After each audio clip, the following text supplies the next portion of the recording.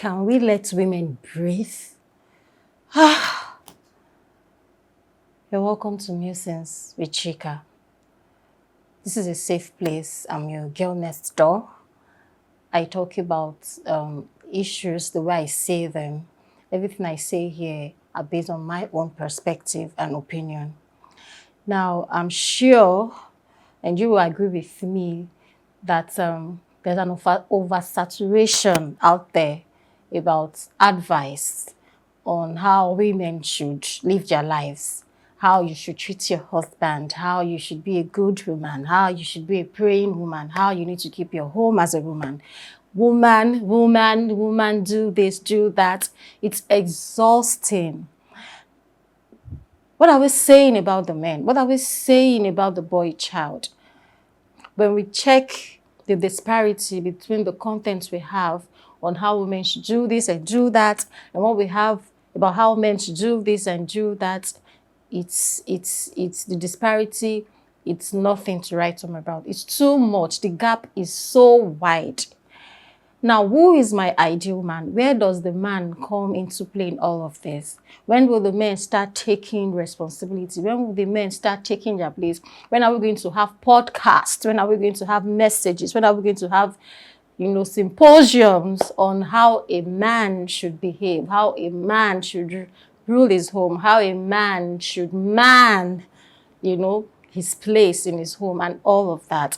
Now, who will be my ideal man? Because over the years, we've seen this rip-off in the society. We've seen how most men are laid back. When there's an issue in the home, it's about the woman. The pressure is on the woman. The pressure is on the woman to keep the home. The pressure is on the woman to not allow anything come between her and the husband. The pressure is on the woman to avoid divorce. The pressure is on the woman to make sure that the man is not cheating. They tell you, you need to dress like this, you need to look good, you need to do that. You see the men with pot bellies. Nobody's complaining about the man, and then they tell you as a woman, you need to keep fit, you need to visit the gym, you need to do this, you need to make sure you know how to cook, you need to help your husband. And all of the advices we have heard. But please, we're talking to our men out there.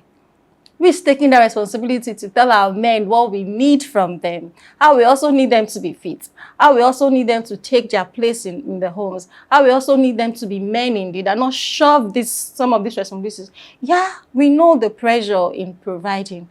But man, you are the chief security officer of your home.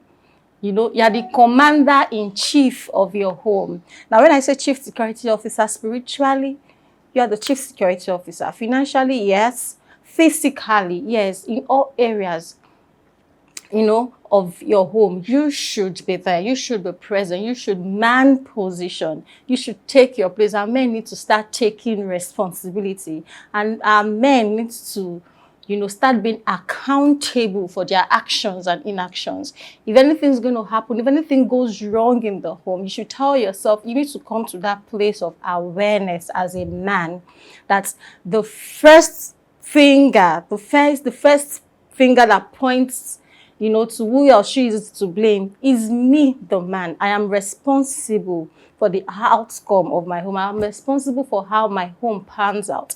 I'm responsible for how my family pans out. I think when we come to that realization, when we come to that consciousness, we do things differently. For example, how many of us have values? As a man, you should have values. Okay, this is how I want my home to be run. This is the tenets. These are the principles that should guide my home. You communicate that effectively to the wife.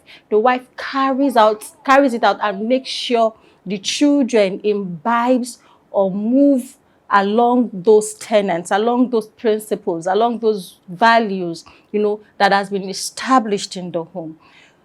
And it starts by living by example. Our children watch us. You start by living, you do that. When they see you doing all of that, when they see you carrying out all of those values, they follow suit. You lead by example, by leading in front. You're not at the back saying, hey, you do this, hey, you do that. No. From the front, you are leading and we are following. When it comes to praying, as a man, you don't wait for the woman.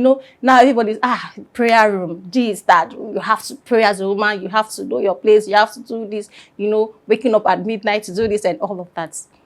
Are our men still praying? Do they still have praying altars? Do we have fathers today that wake the family up and say, yeah, it's time for us to pray, it's time for our family devotion and all of that? Do we have men taking initiatives in the home and saying, oh, okay, this is it, we are praying for this, we are praying for that, we are fasting, we are doing this, and carries everybody along? Do we have men that are priests and priests indeed? You do this by setting an example. Your children see you wake up in the morning and pray, they follow suit, they kneel down beside you and join you in doing that thing you're doing. Your wife sees you, wakes up in the morning to pray, she follows suit, she kneels down and do that. That is how you carry your family along. That's how you take your place. How available are you as a man? Are you leaving all of that for the wife to handle? Do you know how the day of your children went? Do you know how the day of your wife went? Or when the children runs to you and want to say one or two things, tell them, go and meet your mom. How available you are. How aware are you about the happenings in your home? How aware are you?